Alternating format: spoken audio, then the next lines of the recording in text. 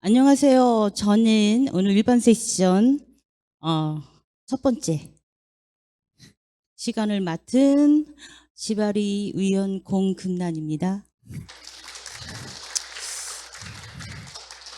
오늘 세 개 팀이 하실 거거든요. 시간은 뭐 한 팀당 20분 정도 이렇게 하고 질문 받고 나중에 다 함께 질의응답하는 시간 갖겠습니다. 어, 어쨌든 저희가 지난해부터 코로나 때문에 온라인하고 동시에 또 여기서 모여서 또 하고 이게 이중으로 하고 있습니다. 그래서 지금 유튜브 채널에서 방송하실 수 있겠고요.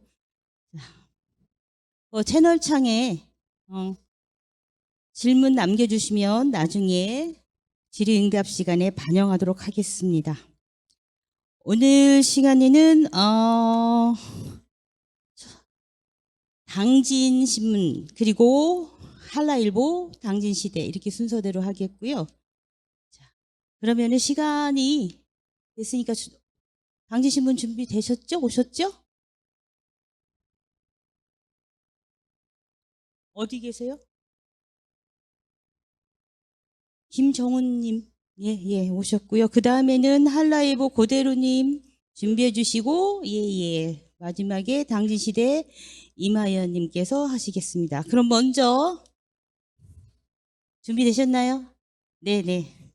먼저 그러면 당진시대 김정우님, 죄송합니다.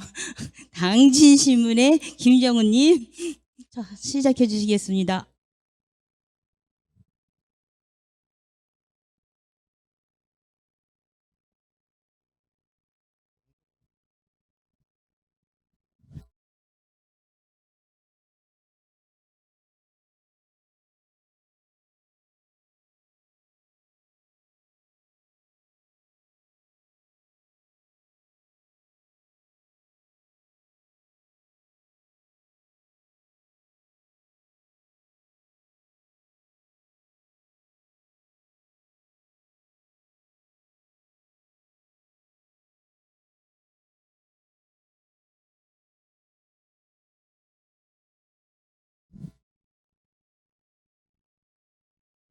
안녕하십니까. 당진신문 기획팀장 김정훈이라고 합니다.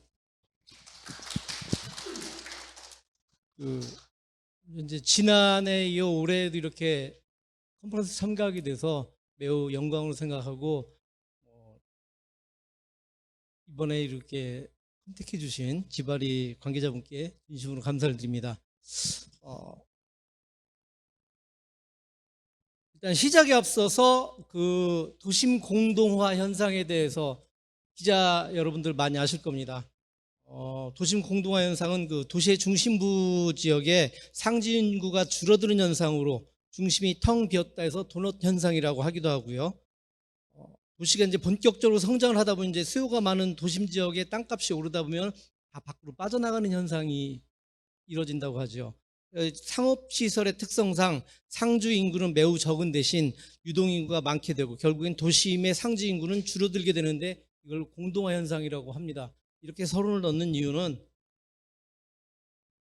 제가 있는 이제 당진의 경우는 제가 지금 설명드린 거와 살짝 결이 좀 다릅니다. 어떤 쪽이냐면은 당진은 기존에 이제 그 중심부 지역에 당진 예전 군청이죠. 지금 이제 시가 됐는데 군청이나 당진 경찰서 등이 한가운데 다 밀집되어 있다가 어느 날 갑자기 당진 군청을 비롯해서 경찰서 심지어 이제 곧 있으면 이제 중심부에 있던 병원까지 외곽 지역으로 옮겨지는 상황이 발생하게 되면서 점차 유동인구가 줄면서 원도심 지역에 사람들이 많이 없어지는 유동인구가 줄어드는 상황이 나타났습니다. 그럼에도 불구하고 당진의 아직까지 경제 중심의 모든 것은 당진 중심부에서 이루어지고 있습니다. 여러 가지 뭐 그런 부분들을 해가지고 제가 이제 그 지역신문 제안 사업의 프로젝트는 당진 원도심으로 놀러 오세요. 부제는 당돌한 하루입니다. 당진을 돌고 돌아 하루 만에 라는 거로 설정을 했습니다. 당진은 원래 이제 제가 나고 자란 고향이다 보니 항상 그 고향에 대한 생김새인 거죠. 내가 살던 고향은 재미난 것도 없고 먹을 것도 없고 아무것도 없다라는 생각을 흔히들 많이 했는데 저 역시도 마찬가지로 그런 생각을 많이 했었습니다. 그러나 이번에 이제 그 지역신문 제안 사업을 준비하다 보니 막 돌아다 보니까 의외로 먹거리, 볼거리, 즐길 거리들이 곳곳에 숨겨져 있었다는 것을 파악하게 되고 알게 됐습니다. 제가 어려서 자란 곳이 당진 원도심이다 보니 다니다 보니까 제가 옆에 있던 주변에 당진 재래시장도 있고 밑에 그 당진천도 있고 뭐 당진에 보면 당진 난산 뭐 여러 군데가 많이 있었습니다. 그런 걸 보면서 새롭게 당진이라는 곳을 느낄 수 있었고 당진에 대해서 다시 볼 수 있는 계기 마련이 되었던 것입니다.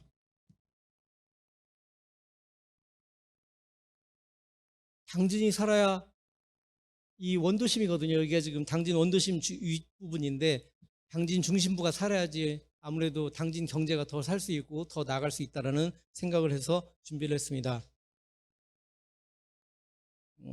이 콘텐츠는 그 원도심 내 다양한 모습을 코스별로 4개의 콘텐츠로 나누었고 겹쳐져 있는 그 재래시장 소개 뭐 2편 그리고 업체 소개 4편 그다음에 당진의 원도심의 모든 그 상가들을 관할하고 이끌어주는 그 원도심 상가 번영회 한 곳 소개해가지고 총 11편의 콘텐츠로 만들었습니다. 좀 힘들었습니다. 만드는데. 1편은 그 원도심 내 상가들 중심으로 구성을 했습니다. 그리고 2편 역시는 원도심에 위치한 당진의 중심부, 당진 남산부터 그 충남 기념물인 뭐 향교라든가 그런 그 오래된 학교 앞에 오래된 그 문방구 등을 소개하면서 코스를 각각 잡았고요. 이것도 당진의 중심부에 위치한 그 계림공원부터 장수한 뭐 그다음에 뭐 보루밥집, 뭐 당진 재래시장까지 어떤 그 중심부들을 포인트로 잡았습니다. 일단 쭉 한번 보시면서 제가 뭐 영상은 시간 관계상 준비를 안 했고 이렇게 기획안으로만 일단 보여드리겠습니다. 여기 같은 경우는 당진에 유일하게 대장간도 있습니다. 있다 보니까 대장간이라든가 채운공원 뭐 그다음에 여러분들 그 놀러 오신 관광객분이 바로 체험할 수 있는 뜨개 공방 같은 어떤 볼거리와 체험거리를 소개했고 그다음 당진의 전통시장이 매월 5일장입니다. 당진 시내 전통시장이 근데 그 저도 알고 보니까 충남에서 전통시장 그 장날이 제일 크다고 하더라고요. 그러다 보니 다른 외지에서 많이 오시는 분들이 계셔가지고 2편을 나눴습니다. 하나는 장날의 모습과 또 하나는 장날 아닌 일반적인 재래시장의 모습을 찾아서 직접 이렇게 한번 돌아봤습니다.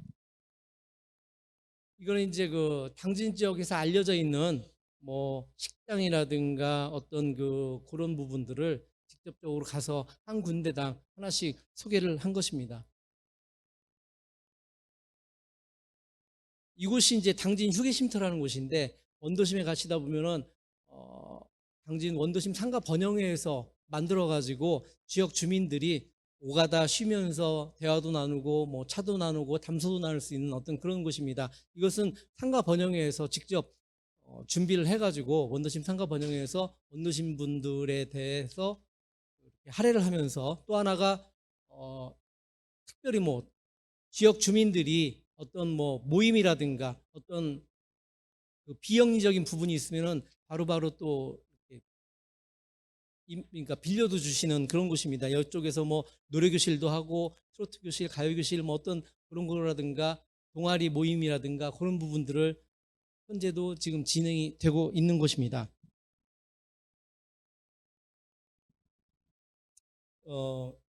이 콘텐츠를 기억하며 여러 가지를 한번 생각해 봤습니다. 다른 지역에서 이러죠. 아니 쉽게 쥐바리 돈으로 그 업체 홍보를 위해서 굳이 할 필요가 있을까라는 그런 생각을 해봤습니다. 쉽게 대부분 홍보 영상들은 그러죠. 업체에서 의뢰를 해서 만들어서 송출을 하거나 하지 굳이 지역 신문사에서 이것을 굳이 해야 할 이유가 뭘까라는 것을 많이 생각을 해봤습니다. 근데 지금 보시다시피 이게 한참 낮에 찍은 사진입니다. 이게 사람이 없습니다. 지금 이게 보시다시피. 그러다 보면은 기획의 핵심 주제는 그 현재 많은 지자체에서 발생하는 도심 공동화 현상을 힘으로 인해서 힘을 잃어가는 상인들을 위해서 과연 지역 신문에서 해줄 수 있는 부분이 과연 무엇일까? 지역 신문은 어찌됐든 지역에서 지역 주민들로 인해서 어떻게 보면은 자생하고 뭐 시쳇말로 직원 월급도 받아가야 되는 게 맞거든요. 그런 부분에서 과연 지역 신문으로서 공익적인 부분에서 할 수 있는 부분이 어떤 부분인가를 많이 생각을 해서 만들었던 것입니다. 이번 컨퍼런스 주제 뭐 혁신과 미래를 위한 뭐 전략은 어떤 거 있을까라는 부분에 대해서도 좀 생각을 해봤고, 이런 부분이 점차 커진다 그러면은 나중에 이거죠. 업체 쪽에서 신문사라든가 그런 쪽에 홍보를 의뢰하거나 광고를 할 수 있고 수익에도 나중에는 좀 연결이 될 수 있지 않을까라는 생각을 많이 해봤습니다. 보시다시피 텅 비어 있습니다. 지금 대부분 사람이 거의 없더라고요. 이거 찍은 시간이 한참 점심시간대입니다. 1시, 2시 그때. 이렇게 비어 있는 곳이 지금 현재 당진이고, 아마 당진뿐만 아니라 다른 지역도 이런 현상들 많이들 보시지 않았을까 생각을 하고 있습니다.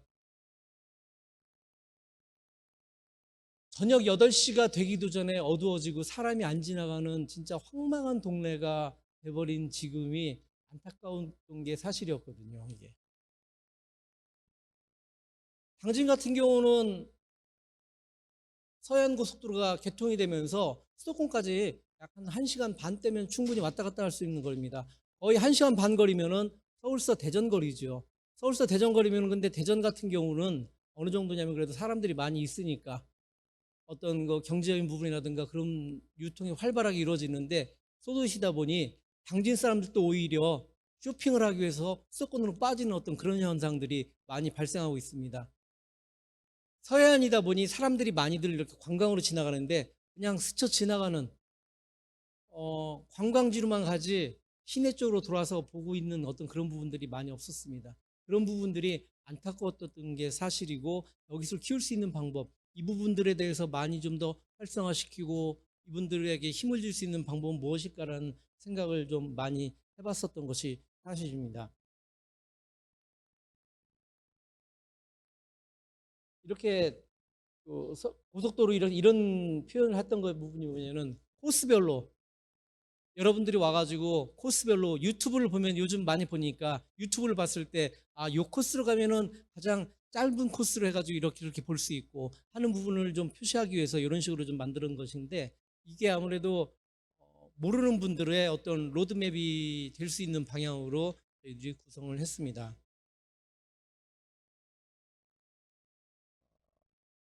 실제로 이제 그 많은 영세 소상인들 같은 경우 홍보할 수 있는 기회가 많이 없는 게 사실입니다. 영상을 하다 보니 일반적으로 홍보 영상 한 편 만드는데 대략 비용이 200에서 300만 원, 거기다 송출 비용까지 합치면 좀 더 올라가겠죠.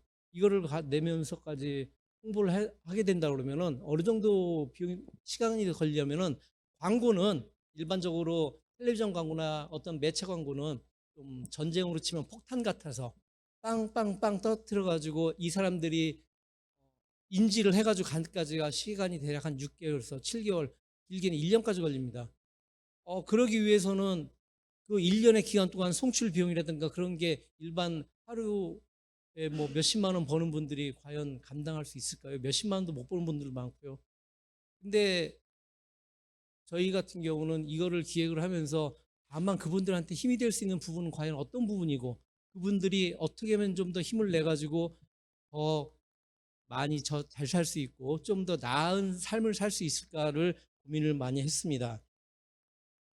그래서 만든 것입니다. 당돌한 하루가. 일단 뭐 이번 컨퍼런스 주제가 지역의 숨겨진 보물찾기. 보물의 개념이 우리가 흔히 알고 있는 금은보화, 아니면은 오래된 것들, 뭐 지역의 역사적인 유적들도 금은보화고 보물일 수 있겠지만, 제가 생각하는 지역의 보물은 영세 소상인들의 피와 땀이 흘려져서 만들어진 그 작은 눈물이 반짝반짝 빛나고 하는 것이 보물이라고 생각을 했습니다. 이것이 모아져 가지고 더 큰 효과를 나타낸다 그러면은 지역의 발전도 이루어질 수 있고, 그것이 점차 어떤 뭐 지역 경제가 더 커지고, 그러다 보면은 뭐 연계적으로 다른 지역까지도 같이 커질 수 있지 않을까 생각을 해서 만든 것입니다. 일단 뭐 저희 당진신문에서 준비한 지역신문 제안 사업의 내용은 여기까지입니다. 감사합니다.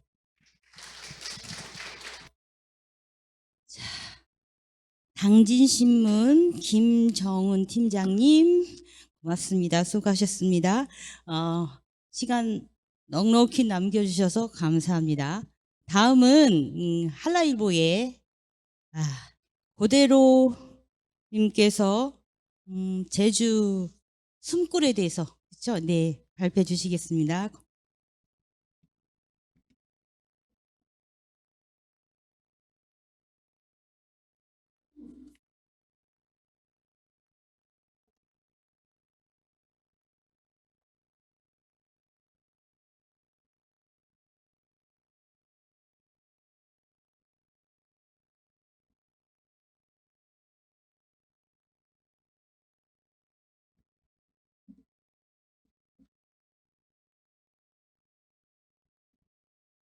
네, 안녕하십니까. 한라일보 고대로 기자입니다. 새벽부터 제주를 출발해서 겨우겨우 세종시까지 왔는데 날씨가 굉장히 춥습니다. 제주와 달리. 그렇지만 제가 열심히 발표를 해보겠습니다. 오늘 저희들이 발표할 자료는 제주의 숨겨진 환경자산인 숭불에 대해서 발표를 하겠는데요. 지난 9월에 발표 자료 제출 이후에 저희들이 추가로 취재를 했기 때문에 그 추가 취재 내용까지 PPT 자료에 포함시키다 보니까 분량이 좀 늘어났는데 그 늘어난 부분에 대해서는 저희들이 중요성이 덜한 부분에 대해서는 간단히 설명하고 넘어가는 방식으로 진행하겠습니다. 이 점 먼저 양해를 드리겠습니다. 먼저 발표에 앞서 숨꿀이 무엇이냐 이런 궁금해 하시는 분들이 많으실 건데 네이버에 들어가서 사전을 검색해 보면은 머리 뒤쪽 그 손의 사이에 원뿔형 모양의 뇌 부분이라고 이렇게 되어 있는데 제주에서는 그 숨꿀이 뭐냐 그러면은 제주는 그 잘 아시다시피 화산섬이지 않습니까? 화산이 폭발하면서 지각에 균열이 생겼는데 그 균열된 틈으로 빗물 같은 지표수가 내려가면서 지하수로 함양되는 그런 통로로 지금 인식이 되고 있거든요. 이런 점을 감안해서 제 발표를 들어주시면은 이해가 쉽게 되리라 생각이 듭니다. 오늘 발표는요, 계획탐사 보도 내용, 그리고 탐사하면서 저희들이 발견한 새로운 그 어떤 진실, 사실을 얘기하겠고요.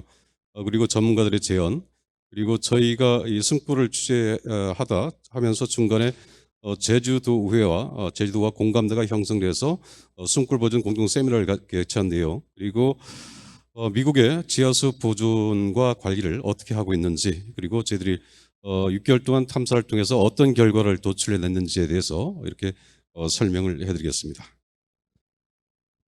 계획탐사 보도 계획은요, 좀 전에 얘기했듯이 5월부터 해서 올해 10월까지 특별 취재팀을 구성해서 두뇌 숨골 현장을 직접 탐사를 했습니다. 취재 지역은 제주도의 10개소를 취재했고요. 그리고 미국 하와이 이렇게 도내와 국외 이렇게 두 군데를 취재했습니다. 총 20회 보도를 계획했었는데요. 지금까지 13회 보도했고 앞으로 7회가 남아있는데 우측에 보시면 저희들이 전면을 통해서 저희들이 취재한 내용을 이렇게 계획 보도한 내용을 포함시켰습니다. 숨꿀이란 무엇인가? 아까 좀 전에 얘기했듯이 숨꿀이라는 그 정의는 없습니다. 이렇게 비가 내리면은 바위나 그 지각이 갈라진 틈을 따라서 빗물이 그대로 스며들어서 지하수를 형성하는 통로로 인식됐고요. 이렇게 보시면 우측에 그림에 보시면은 제주도에는 이렇게 맨 왼쪽 같은 경우는 이마에 있는 그런 숨골이고요. 이렇게 밭 한가운데 밭에도 이렇게 구멍이 나 있는 모습을 볼 수가 있습니다. 이런 것들이 지금 도내에 분포해 있고 이것을 통해서 빗물이 지하로 내려가는 역할을 하고 있습니다. 저희들이 왜 숨골을 주목했느냐 그런 궁금증을 가지실 텐데요. 그 제주는 현재 두 가지 제주 수자원의 두 가지 문제에 직면해 있는데 그 첫째가 지하수 함양량의 감소입니다. 2008년부터 2017년까지 최근 10년간 지하수 함양량이 5.5% 감소했고요. 또 하나는 지하수 오염인데 제주 같은 경우에는 지금 단위 면적당 화학 비료 사용량이 전국 대비 200% 수준으로 굉장히 많은 비료를 뿌리다 보니까 이게 빗물과 같이 녹아서 지하로 유입되면서 지하수를 오염시키는 그런 원인 물질이 되고 있습니다. 또 뭐 축산, 양돈 폐수 역시 지하수의 질산성 질소의 양을 농도를 강하게 하는 그런 또 오염원이 되고 있고요. 취재는 어떻게 진행했나 그러면은 지금 특별히 숨골에 대한 자료가 나와 있는 자료가 없습니다. 어떤 기록적인 문헌 자료가 없어서 결국 지역 주민들을 만나서 듣고 그 증언을 통해서 현장을 확인하고 그리고 현장을 확인한 이후에 비가 오는 날 저희들이 취재팀들이 채수통을 들러서 직접 가서 물을 떠서 그 물을 제주도 보건환경연구원에 시료 분석을 의뢰하고 그 결과가 나오면은 도내 관련 분야 전문가들의 자문과 이런 것을 종합해서 기획 보도를 했습니다. 이렇게 지금 비 올 때 숨골로 들어가는 빗물의 모습이고요. 저희들이 첫 번째 발견한 게 숨골을 통해서 지표수가 들어가는데 그 물이 어느 정도 오염됐는지 처음으로 저희들이 그 취재를 해서 시료 채취해서 분석을 우리했었는데요. 여기는 그 우리 마라도가 있는 제주도에 마라도가 있는 대정읍 지역에 동일리 지역에 있는 숨골인데요. 이 숨골 상류 지역에는 그 양돈 단지가 굉장히 밀집해 있습니다. 그래서 지금 현재 제주도에서 가장 지하수 오염이 심화된 지역인데 저희들이 이곳에 숨골로 들어가는 물을 채수해서 검사한 결과 질산성 질소 농도가 보통 먹는 물 기준 10ppm인데 여기서는 10.3ppm으로 오염이 되어 있는 것을 확인할 수가 있었습니다. 동영상으로 한번 보시겠습니다. 지금 물이 하천으로 내려오다가 지금 바위 틈으로 해서 땅속으로 지금 들어가는 모습이거든요.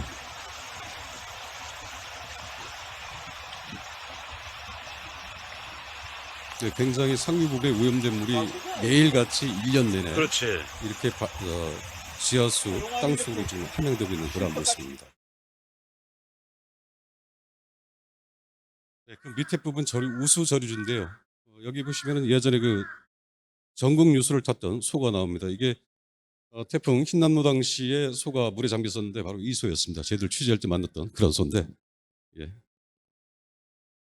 자, 두 번째로 그 바로 밑에는 서림수원지인데요. 아까 동일리 수원지 바로 밑에 있는 서림수원지는 그 용천수가 나오는 곳인데 이곳 역시도 그 질산성 질소로 오염돼서 2012년에 폐원이 됐는데 지금까지 대안 마련 없이 계속 지금 활용하지 못하는 그런 상태입니다.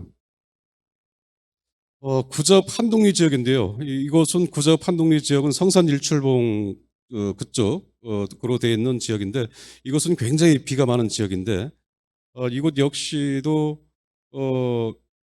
지하수는 다른 지역은 그 양돈이나 축산 단지가 있는데 이곳은 그런 시설이 없습니다. 그래서 이곳 숨골로 들어가는 지하수를 채수해서 저희들이 검사했는데 굉장히 그 질산성 질소에 오염되지 않는 그런 모습을 보였습니다.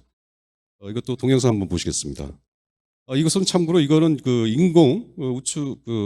인공으로 비가 많이 내려서 침수가 되니까 인공으로 지역 주민들이 인공으로 만든 그런 인공 숨골인데요.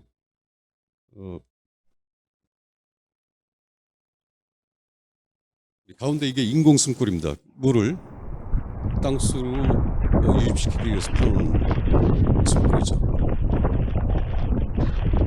저희들 취재 기자가 지금 채수하는 모습이고요.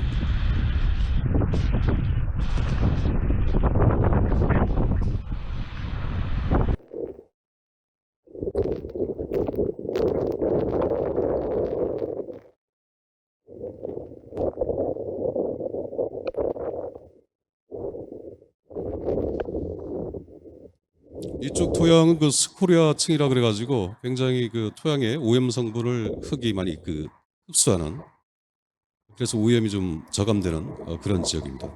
이게 바로 이제 밑으로 빗물이 빠지는 모습이었고요. 이곳 역시 인공적으로 농경지 침수 피해를 예방하기 위해서 인공적으로 그 가장자리 쪽에 이렇게 숨굴을 만들어서 빗물을 유입시키고 있는 그런 곳입니다.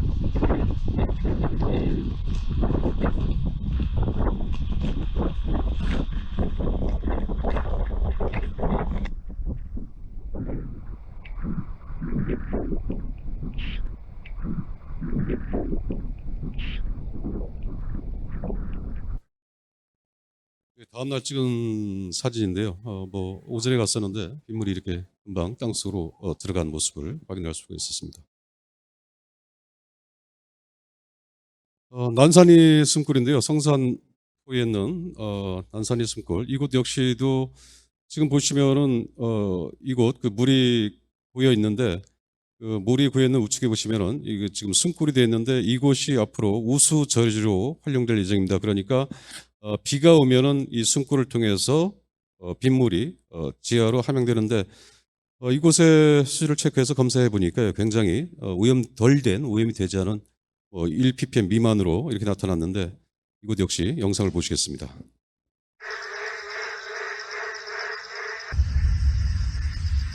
이제 밭에 내린 빗물이 낮은 지역으로 좀 흘러가고 있는 거죠. 숨굴이 있는 농경지로 이렇게 빗물이 유입되고 있는 그런 모습입니다.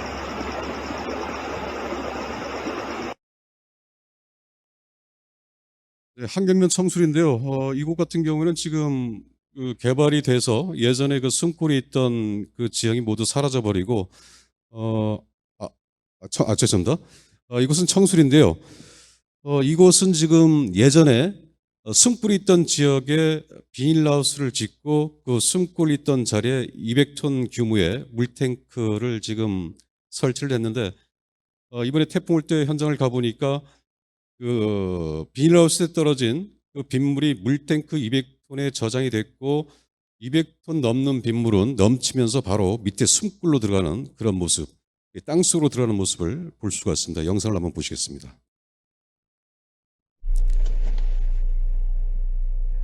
이곳은 하우스 밖에 있는 또 다른 숨굴이고요. 네, 여기가 예전에 숨굴 자리에 탱크를 설치한 그런 지역입니다. 지금 넘친 빗물들이 넘치면서 밑으로 계속 지금 들어가고 있는데요, 땅속으로.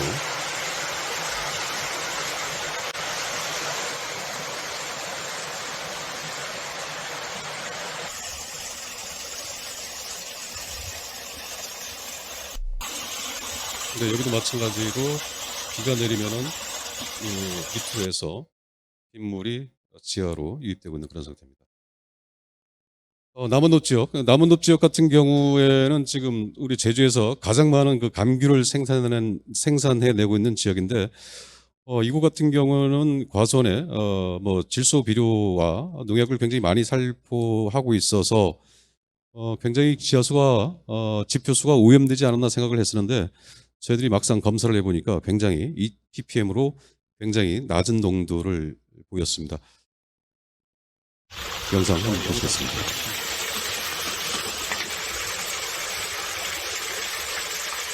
이곳은 예전에 숨굴 있던 자리를 지금 매립해서 도로가 되어 있거든요. 위에 도로 밑에 있는 곳을 저희들이 이렇게 프레시를 비춰서 촬영한 그런 모습인데 굉장히 수질이 양호해 있었습니다. 이곳이 좀 전에 얘기한 한경면 고산 지역인데요. 이곳 역시 예전에 숨굴이 많았던 지역인데 농경지로 개발되면서 숨굴이 다 없어져 버리고 지금 그 내리는 빗물들이 배수로를 따라서 바다로 지금 흘러가고 있습니다.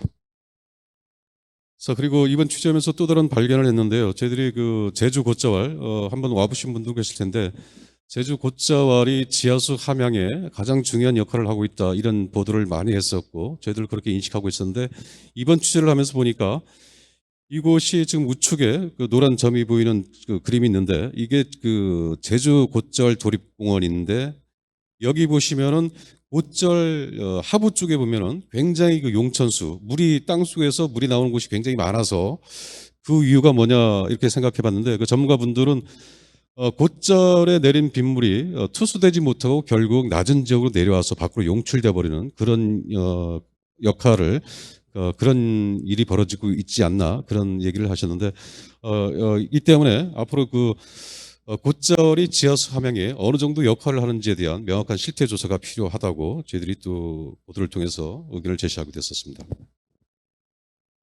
그리고 제주에서 지금 지하수 인공 함양을 시키려고 굉장히 많이 노력했었는데 이곳 2007년부터 2011년까지 제주시에는 한천저리주에 55억 원을 투자해서 인공 함양을 만들었지만은 결국 실패를 해서 활용이 되지 있지 않고 있는 그런 상태입니다.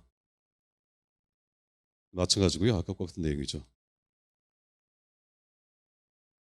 저희들이 취재를 하면서 우리 도내에 있는 그 전문가분들이 많은 제안을 해주셨는데요. 이성용 제주연구원 연구기획실장 같은 경우에는 지금 국토교통부 국토지리정보원에서 조사하고 공급하고 있는 수출지도 지형지물 표준 코드에다가 숨골을 반영하자. 그러면 숨골 현황을 좀 더 쉽게 파악할 수 있다. 이런 의견을 제시해 주셨고요. 그리고 박원배 제주지하수연구센터장님 같은 경우에는 숨골 자원에 대한 어떤 데이터베이스화가 필요하고 그리고 숨골 주변의 토지 이용도 형태를 조사해서 주변 오염원에 대한 면밀한 파악이 필요하다 이런 의견들을 또 제시해 주셨습니다. 저희들이 그 10월 14일 날 제주도 도의회와 같이 공동으로 세미나를 제시했고요. 여기에 그 세미나에 참석해 주셨던 많은 분들이 제주도 내 제주 숨골에 대한 제대로운 정의부터 조사를 하고 뭐 300여 개 추정되고 있지만은 제주도 차원의 실태 조사가 필요하다는 그런 의견을 많이 해주셨습니다. 저희들이 세미나에 참석했던 전문가분들 모습이고요. 그리고 제주어 차원에서 숨골을 제주어 차원으로 표현하는 것도 좋지 않느냐 그런 의견도 제시를 해주셨습니다. 그리고 저희들이 미국 하와이주도 저희 제주도와 같은 화산섬이기 때문에 숨골이 있지 않을까. 그러면 하와이주는 어떻게 숨골을 관리하고 있는지 관심을 갖고 하와이를 취재했었는데요. 하와이는 지금 제주는 한 연간 2,000밀리의 비가 내리는데 하와이는 10,000밀리 이상으로 굉장히 많은 다우 지역입니다. 하와이 같은 경우에. 하와이도 마찬가지로 그 예전에 사탕수수 재배를 하면서 비료와 농약을 많이 썼는데 이런 농업으로 인해서 지하수 오염 현상이 됐고 지금도 계속 오염된 지역이 있는 것을 저희들이 확인을 했습니다. 그리고 최근에 유류 오염, 기름으로 미 해군 그 지하에 있는 연료 저장 탱크가 누출돼서 유류 오염이 돼서 지금 지하수 관정이 지금 폐쇄되어 있는데 2024년까지 장기적으로 모니터링하고 이것이 식수에 맞는지 파악해서 앞으로 어떻게 결정할 건지를 지금 계속 진행하고 있습니다. 마찬가지로도 하와이도 지금 함양형 감소, 여기도 마찬가지로 제주처럼 그 스콜 형식의 비가 단기간에 소나기처럼 왔다가 이런 게 반복되면서 지하수 함양량이 감소하고 있다는 얘기를 했었고요.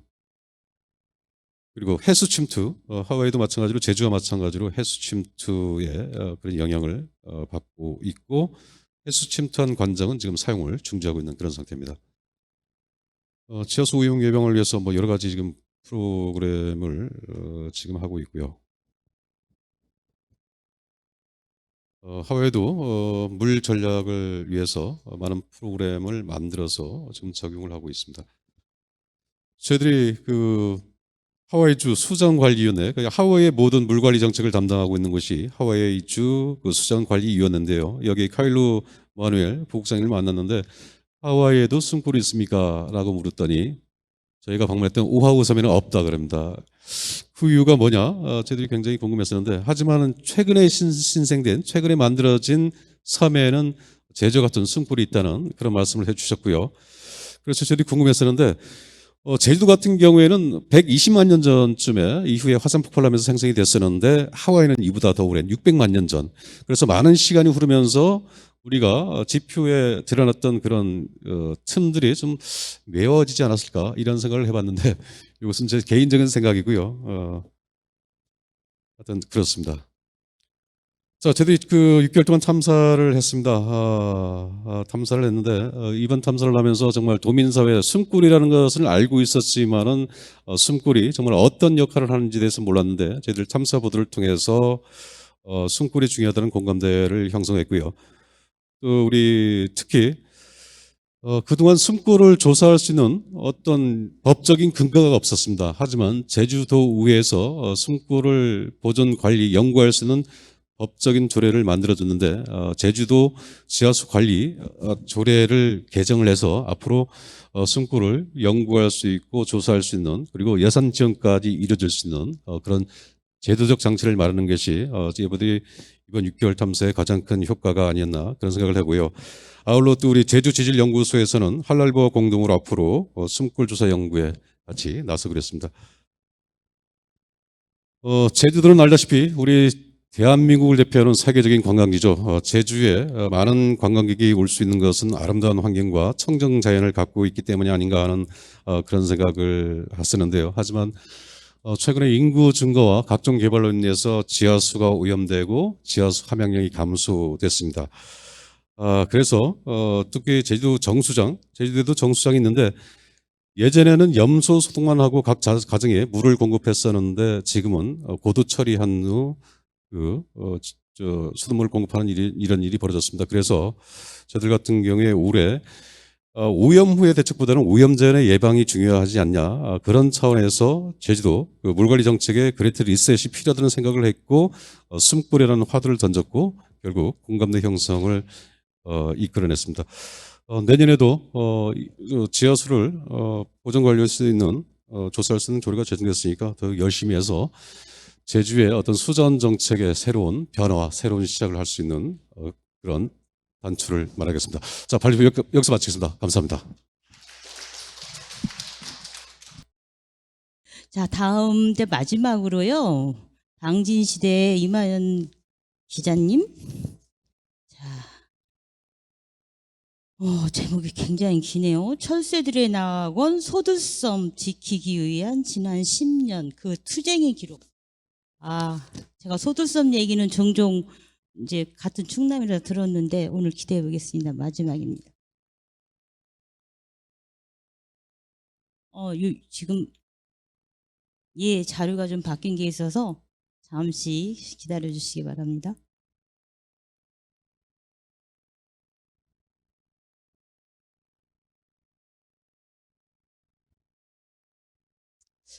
저희 일반 섹션 일부 첫 번째는 지역신문 컨퍼런스 채널 첫 번째에 있는 그 채널에서 지금 보실 수 있거든요. 유튜브 채널. 중계 보시는 분이나 우리 지금 현장에 앉아 계신 분들이나 질의 내용 있으시면 정리해 주셨다가 말씀해 주시기 바랍니다. 네, 안녕하세요. 당진시대신문사 이마연 기자입니다. 오늘 여기 계신 분들이 당진에 대한 이야기를 잇따라서 네, 그렇게 하겠습니다. 네, 여기 계신 분들이 되게 당진에 대한 이야기를 오늘 많이 들으시게 되시는데요. 저는 당진의 환경에 대한 이야기를 하려고 오늘 좀 이 자리에 섰습니다. 많은 분들이 당진하면 어디에 있는지 잘 모르지만 삽교천 이거는 많이 들어보셨을 것 같아요. 삽교천은 평택과 당진, 그러니까 경기도와 충남도의 경계가 되는 아산만 하구로 유입되는 하천입니다. 박정희 대통령이 막은 방조제로도 유명한 곳인데요. 저는 이번 발표를 통해서 삽교천 그리고 삽교천 하구에 있는 아주 작은 섬 소들섬에 대해 이야기하고자 합니다. 네, 삽교 관광지는요, 연간 50만 명 이상이 방문하는 관광지입니다. 여기에서 조금만 내수면 쪽으로 들어가면 강 하구에 작은 섬이 하나 있습니다. 되게 아름다운 사진인데요. 지금 저희 이 PPT에 쓰이는 사진들은 다 소들섬의 모습을 찍은 사진이거든요. 그 낙동강이나 금강처럼 서해안의 강 하구에는 들판도 많고 요즘처럼 이렇게 쌀쌀한 바람이 불어올 때면 겨울 철새들도 굉장히 많이 찾아오는데요. 많은 야생생물이 서식하고 있는 곳이기도 합니다. 그래서 삽교 관광지처럼 대중에게 알려지지 않았지만 굉장히 지역에서 숨겨진 비경이어서 저도 개인적으로 굉장히 좋아하는 곳입니다. 그런데 이렇게 평온했던 소들섬이 지금 보시는 것처럼 막 공사가 진행되고 있고 다 파헤쳐졌어요. 네, 이거는 이제 수백만 볼트의 전기가 흐르는 고압 철탑을 건설하기 위해서 이렇게 공사가 막 진행이 되고 있습니다. 이건 이제 최근에 찍은 사진인데요. 이렇게 고압 송전탑이 거대하게 이 소들섬 위에 세워진 모습을 볼 수 있습니다. 이제 여기에 전선만 연결하면 화력 발전소, 당진에 있는 당진 화력 발전소에서 발전한 전기를 이곳 소들섬을 거쳐서 아산 이쪽으로 이제 보내게 됩니다. 당진은 원래 되게 오지 중에 오지였다고 알려져 있는데요.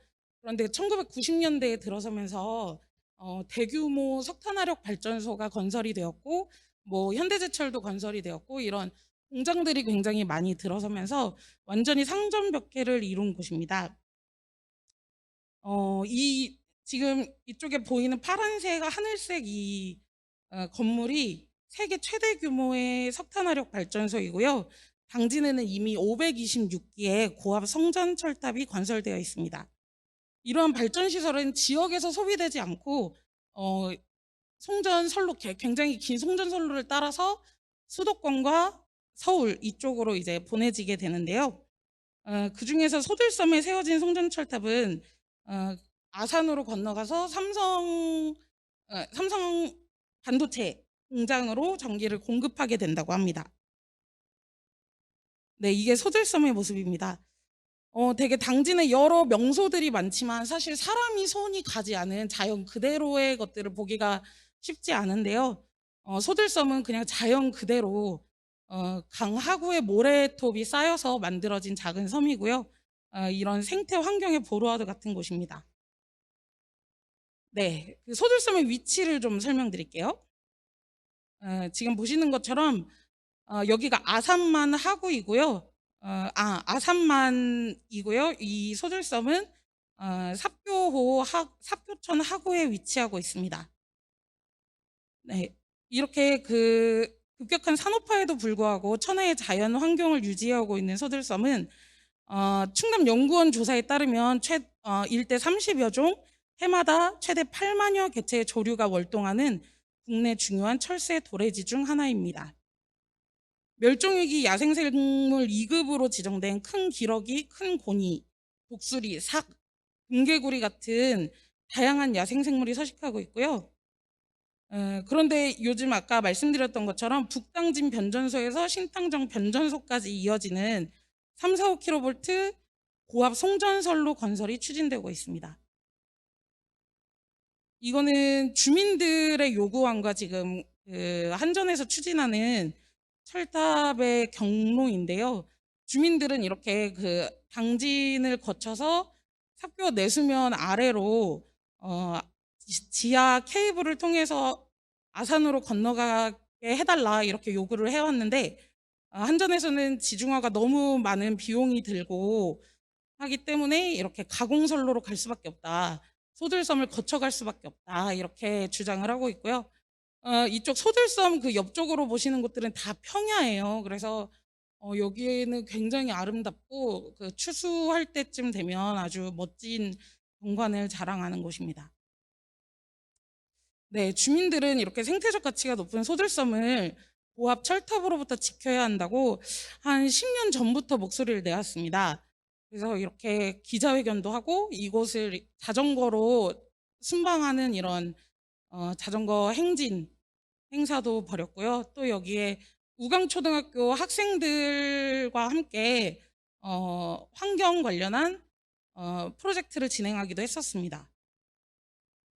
네, 이거는 저희 당진시대가 운영하는 당진 방송 유튜브 채널에서 촬영했던 건데요. 이 일대 주민들은 굉장히 평범한 촌부였던 시골 사람들입니다. 하지만 주민들이 이 송전탑 건설을 막으면서 주민들은 투사가 될 수밖에 없었습니다. 당시의 현장을 잠깐 보여드리도록 할게요.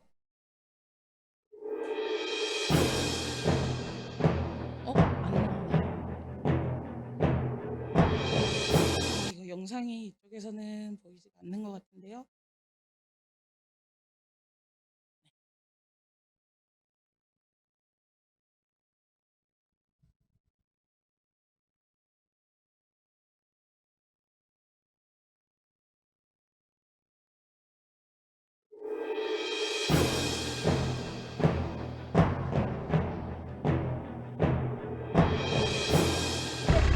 여기서 내가 죽어도 좋으니까 빼지 마.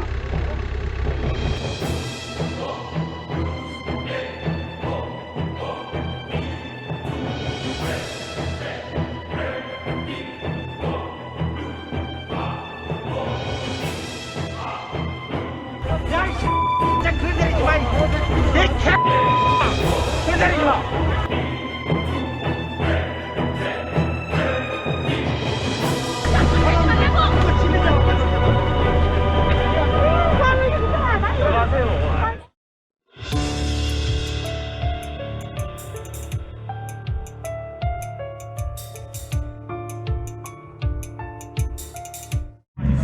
소중한 삽교 소들섬에 찍겠다고 그래서 그거에 반발해서 이렇게 나왔습니다. 네네네. 얘네들이 형평성 얘기를 합니다. 5.8km 지중화보다가 여기 생태계가 살아있는 삽교의 3km를 지중하지 못한다는 것은 형평성 얘기를 할 수 있는 부분이 아닙니다. 얘네들이 형평성 어긋나는 행위를 하고 있습니다.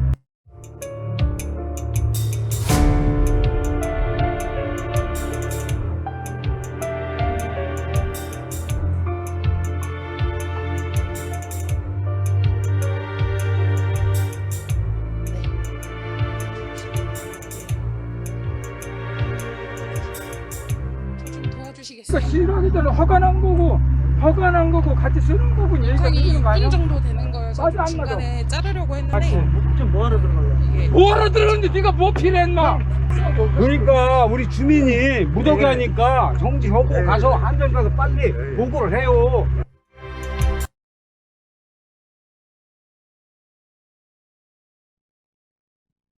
처음으로 들어갔네요.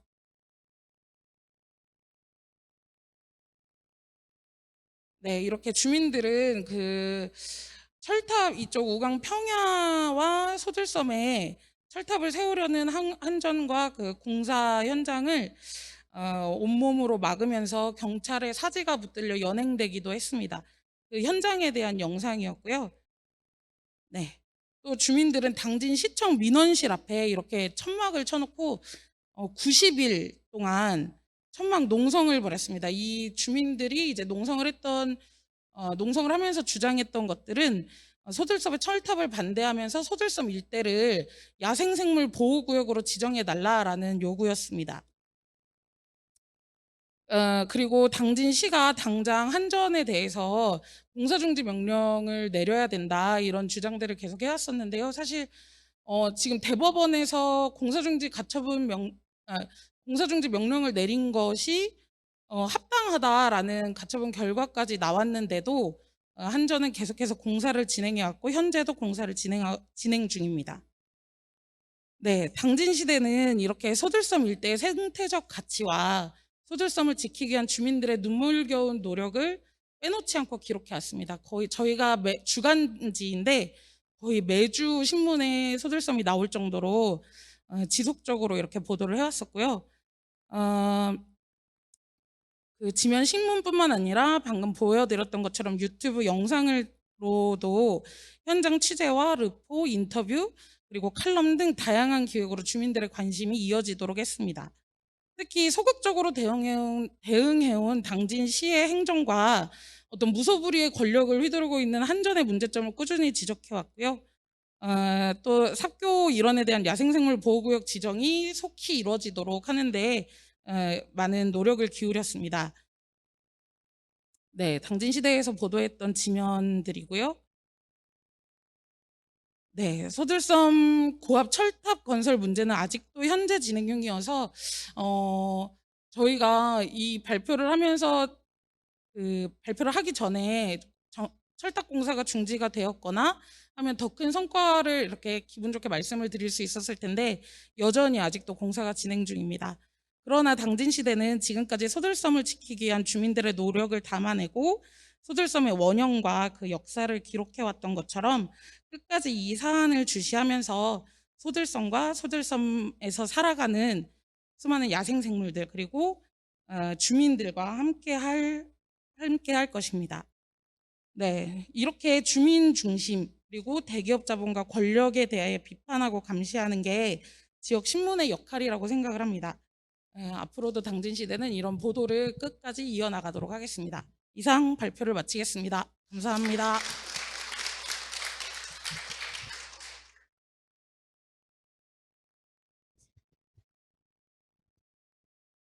자, 이상 세 분의 발표를 모두 들었는데요. 세 분 앞으로 모시겠습니다.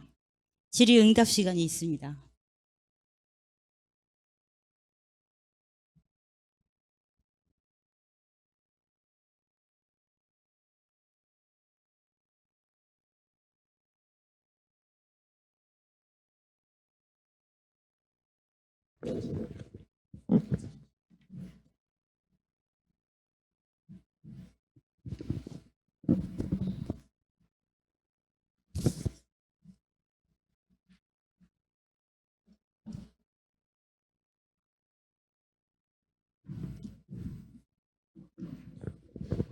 아무래도 저희는 늘 취재를 하고 상대방을 찍는 입장에 있는 분들이라 앞에서 이제 카메라 앞에 서면 오히려 저희가 좀 위축되기도 하고 쑥스러워지지요. 그래서 오늘 이제 발표들 잘 해주셨는데요.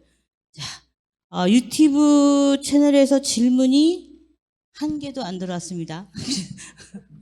그 혹시 이 자리에 계신 분들 중에서 좀 발표하신 분들께 궁금하신 점 있다면 말씀해 주세요. 질문이 없는 건 두 가지지요. 발표를 너무 잘했거나 아니면 무관심하거나.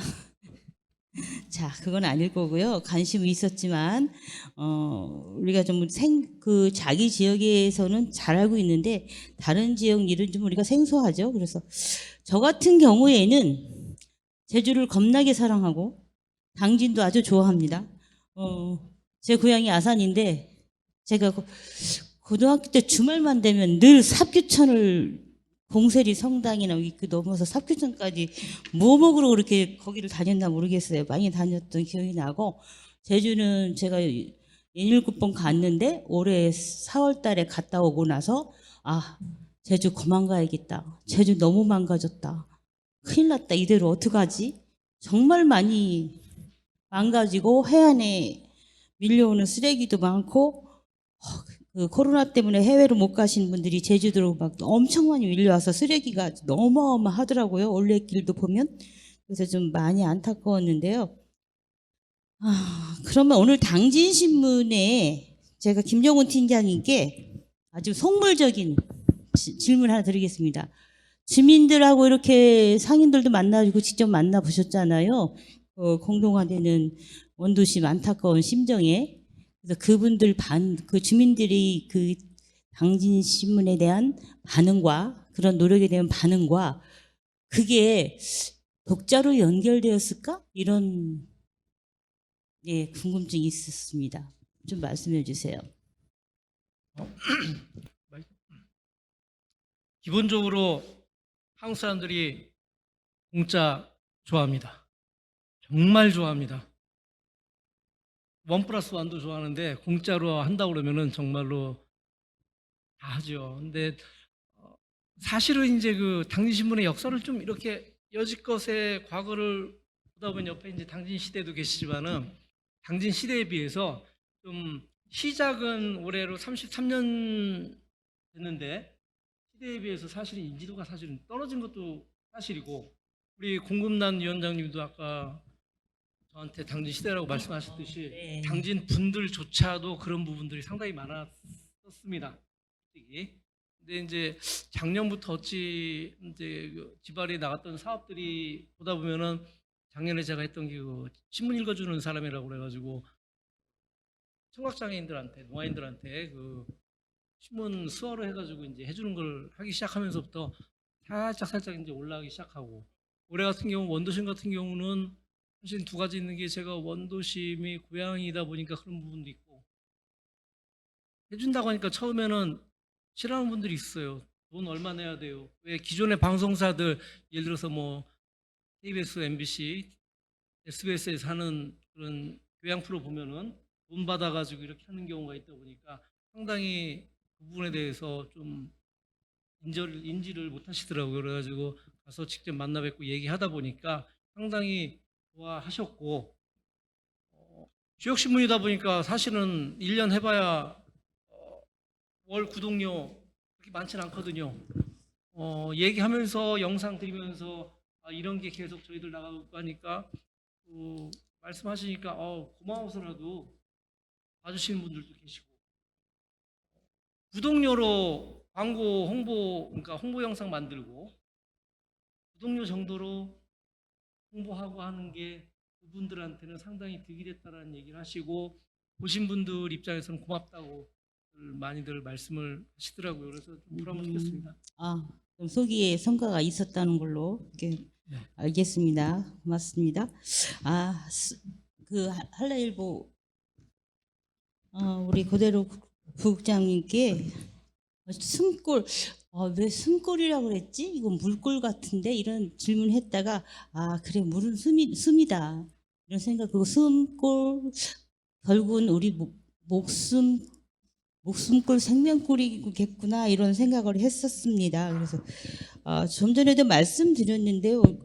어쨌든 이게 환경 생태계 또한 그 제주의 청결 이거하고도 밀접한 관계잖아요. 그래서 오늘 발표 정말 그 감명 깊게 잘 봤고요. 또 반면에 혹시 다음에 제주의 그 난개발이나 그 제주가 또 난개발되는 이유 중에 하나가 제주도 땅이 상당 부분 외국인들한테 좀 넘어갔다 이런 얘기를 들었거든요. 그래서 혹시 그런 부분에 대해서 차기 이후가 끝나고 뭐 보도 계획이나 뭐 이런 게 있으실까요? 네, 사실 저희들이 숨꿀 취재하게 된 이유도 아까 그 숨꿀을 통해서 오염된 지표수 지하로 내려가고 있지만 또 개발로 인해 가지고 지금 골프장이라든가 도로 대규모 건설 사업으로 인해 가지고 지하수를 함양할 수 있는 면적이 지금 계속 줄어들고 있거든요. 그래서 그 두 가지 화두를 해서 저희들이 시작을 했던 부분이고, 지금 아까 그 중국인들의 토지 제주도 매입 그 사실 맞습니다. 굉장히 많이, 그러니까 지금 보면은 그 우리 아마 신화역사공원 여기서 가보신 분도 계실 텐데 그것도 중국 자본이한테 넘어간 거거든요. 그분들이 지금 호텔도 운영하고 있고 지금 카지노도 운영하고 있고, 근데 그런 부분에 대해서는 지금 굉장히 많이 지금 원희룡 지사님이 오셔가지고는 모두 제동을 걸어서 대규모 개발 사업이 현재 이루어지고 않고 있는데, 그 부분에 대해서도 앞으로 뭐 지하수도도 연관되겠지만은 제주의 청정 환경을 보존하기 위해서라도 그 부분은 한번 저희들이 내년에 좀 신경 써서 감투를 해보겠습니다. 개발 사업에 대해서는. 예. 네, 고맙습니다. 이제 마지막으로 우리 당진시대 이마연 기자님께요. 혹시 금개구리 직접 보셨어요? 금개구리 직접 보셨어요? 호들섬에서는 못 봤고요. 네. 다른 그 저희 당산 생태저수지라는 데가 있는데 거기에서는 본 적이 있습니다. 여기서 많은 분들이 금개구리 상상을 못 하실 것 같고, 그래서 혹시 보셨으면 왜 사진이 등장이 안 됐을까? 같이 좀 봤으면 좋았을걸? 저도 실제는 못 보고 사진에만 봐가지고요. 네, 여쭤봤습니다. 근데 대법원까지 갔다면 최종 판결이 나온 건데, 이거 한전은 무슨 배짱으로 계속 공사를 강행하는 걸까요? 그러게 아직 본안 소송 결과는 기다리고 있고요. 가처분 소송이 일단은 그 대법원에서 소들섬의 공사 중지 명령이 합당하다고 이야기를 했는데 한전에서는 계속해서 이렇게 공사를 하고 있습니다. 그러면 법이 무슨 소용이죠? 그 후속 조치가 그럼 또 뭐가 있나요? 네, 그래서 지속적으로 주민들은 이게 문제가 있다라고 이야기를 하고 있고 법적인 대응도 하고 있는데요. 일단 본안 소송 결과를 좀 보면서 그 이후의 조치들은 좀 취해질 것 같습니다. 뭐 많은 분들이 또 바라고 있으시겠지만 저는 또 특별히 환경에 대해서 그리고 제가 기획보도 뭐 이런 거에 평가해서 저는 환경 연관만 되면 저절로 막 국가 점수가 막 갑니다. 그래가지고 환경에 대해서 관심이 또 유달리 많은 사람인데요. 끝까지 당진 시대와 당진 시민들께서 잘 싸워주셔서 청정 당진 소두섬 지켜주시기 바랍니다. 자, 예.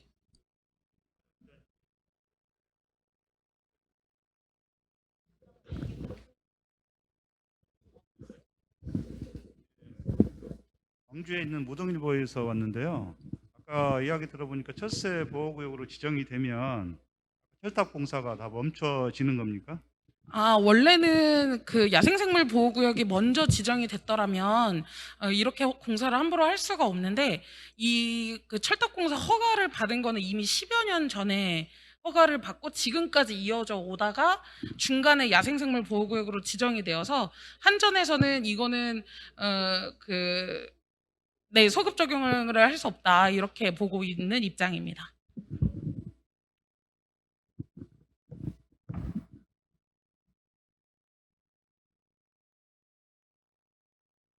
이제 우선권이 있다 이렇게 얘기하는가 보군요.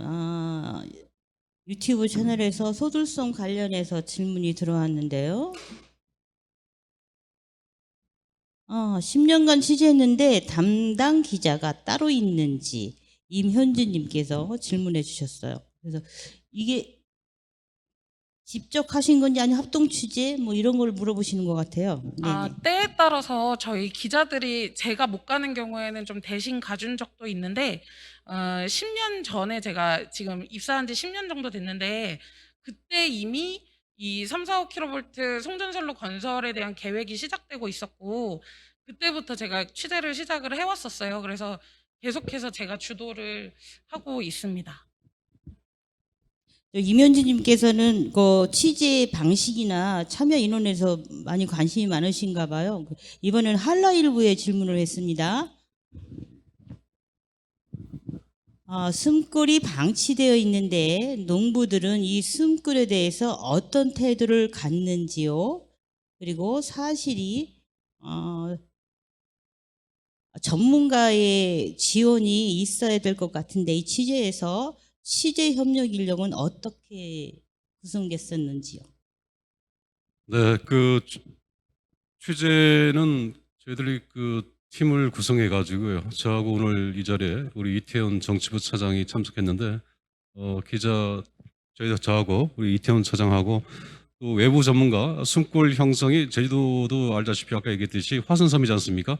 숨골이 화산이 폭발하면서 그 일환으로 생겼는데 그래서 지질 전문가 제주 지질연구소장님 강순석 박사님을 저희 팀에 같이 합류시켜서 그분하고 같이 현장을 다녔었고요.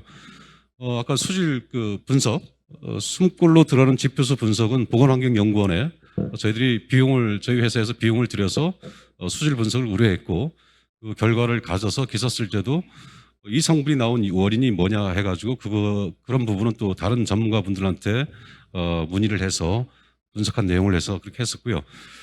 그리고 숨꿀의 중요성, 그 농민들 그 사유지에 보면은 굉장히 지금 숨꿀이 많이 있는데 그렇게 중요하다고는 생각하지 않고 오히려 농사를 짓는 데는 방해가 되지 않습니까? 그래서 예전에 지금 제주도에 보면은 그 양돈장들이 굉장히 많이 있는데 20년 전쯤에 30년 전에 양돈장을 건설하면서 일부러 숨골 지역을 파서 그 폐수를 넣어버렸어요. 그래서 그 문제가 지금 벌어져서 지금 양돈장이 많은 지역 하부 지역은 지금 전부 오염됐거든요. 그런 일이 벌어졌는데 오히려 숨골을 예전에 그렇게 악용해 왔죠. 하지만은 저희들이 이번 보도를 통해서 중요성을 굉장히 많이 인식시키면서 이제 아까 사유지 같은 경우에는 앞으로 제주도에서 생태 지불제를 시행하려고 하거든요. 그래서 사유지에 있는 숨골을 보호했을 경우에는 도에서 일정 부분 예산이라도 이렇게 지원할 수 있는 부분 그렇게 지금 추진을 하고 있는 그런 상태입니다. 네, 생태 직불제 이건 너무 당연한 것 같습니다. 그래서 많은 제주 농민들께서 그 중요성을 인식하시고 함께 지켜나갔으면 좋겠습니다. 끝으로 은평시 시민신문 정민구 기자께서 질문하신 내용인데요.